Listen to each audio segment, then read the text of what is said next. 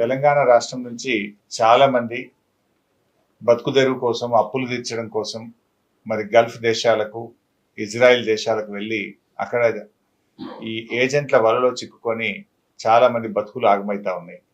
అలాంటి 12 మంది తమ్ముళ్ళు, ముఖ్యంగా కామారెడ్డి, నిర్మల్, నిజామాబాద్, మెదక్, సిద్దిపేట్, కరీంనగర్, జగిత్యాల్ తదితర జిల్లాల నుంచి మరి వెళ్ళి అక్కడ ఎంతో ఇబ్బందులు పడుతూ, తిండి తిప్పలు లేక, బీపీ, షుగర్లు, రకరకాల వ్యాధులతో సతమతమవుతూ రాష్ట్ర ప్రభుత్వానికి, కేంద్ర ప్రభుత్వానికి ఎన్నిసార్లు మొరబెట్టుకున్నా 2 ప్రభుత్వాలు కూడా స్పందించలేదు.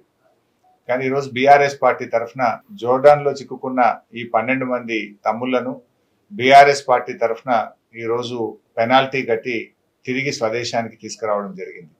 నేను ఇప్పటికైనా ప్రభుత్వాన్ని విజ్ఞప్తి చేస్తా ఉన్నా, ఇంకా వందలాది వేలాది మంది యువతీ యువకులు ఈరోజు వివిధ దేశాల్లో ఇలా అనేక ఇబ్బందుల్లో కొట్టుమిట్టాడుతూ ఉన్నారు.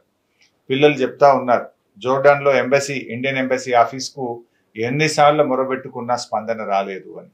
రాష్ట్ర ప్రభుత్వానికి ఎన్ని విజ్ఞప్తులు చేసినా ఇవాళ రాష్ట్రంలో ఉండే ప్రభుత్వం కూడా స్పందించలేదు అని ఆ పిల్లలు వాపోతా ఉన్నారు. ఇవాళ ప్రభుత్వాలు, మన పిల్లల్ని మనం కాపాడుకోవడం మీ బాధ్యత. ఇవాళ 2 ప్రభుత్వాలు మొద్దు నిద్రపోతే బీఆర్ఎస్ పార్టీ ఈ 12 మంది పిల్లల్ని కాపాడి స్వదేశానికి తీసుకురావడం జరిగింది. సో ఈ 12 మంది గురించి కాదు నేను ఆలోచిస్తున్నది, ఈ 12 మందే కాదు, ఇంకా చాలా మంది పిల్లలు అక్కడ చిక్కుకొని ఉన్నారు. ఇప్పటికైనా రాష్ట్ర ప్రభుత్వము, ఇటు కేంద్ర ప్రభుత్వం స్పందించి ఇలాంటి పిల్లలు, కష్టాల్లో ఉన్నటువంటి భారతీయులను, తెలంగాణ బిడ్డలను తిరిగి స్వదేశానికి తీసుకొచ్చేటువంటి బాధ్యతను, చర్యలు తక్షణమే తీసుకోవాలని చెప్పి నేను రాష్ట్ర కేంద్ర ప్రభుత్వాలను డిమాండ్ చేస్తా ఉన్నా. ఇవాళ రేవంత్ రెడ్డి చాలా మాటలు చెప్పాడు ఎన్నికల ముందు. గల్ఫ్ సంక్షేమ బోర్డు పెడతానని, వాళ్ళ కోసం ప్రత్యేక పాలసీ తీసుకొస్తామని, నిధులు పెడతామని చెప్పారు. 2 సంవత్సరాలైనా రేవంత్ రెడ్డి నుంచి స్పందనే లేదు.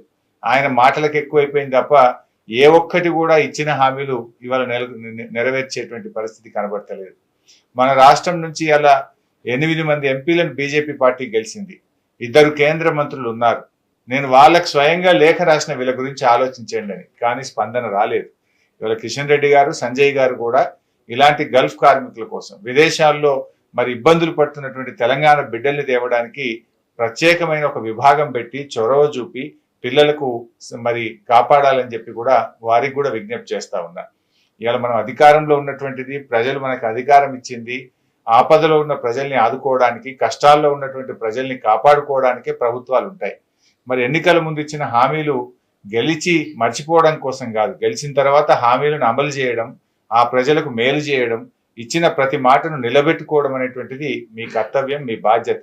దాన్ని ఇలా మీరు మర్చిపోతే ప్రధాన ప్రతిపక్షంగా బీఆర్ఎస్ పార్టీ వీళ్ళందరినీ కూడా ఈరోజు కాపాడి స్వదేశానికి రప్పించడం జరిగింది. ఇక ముందైనా మీరు మేల్కోనండి. ఇలాంటి వాళ్ళు ఎంతో మంది, ఇంకా వేలాది మంది అక్కడ ఇబ్బందుల్లో ఉన్నారు. వారందరినీ కూడా ప్రభుత్వమే స్వదేశానికి తీసుకురావాలని చెప్పి డిమాండ్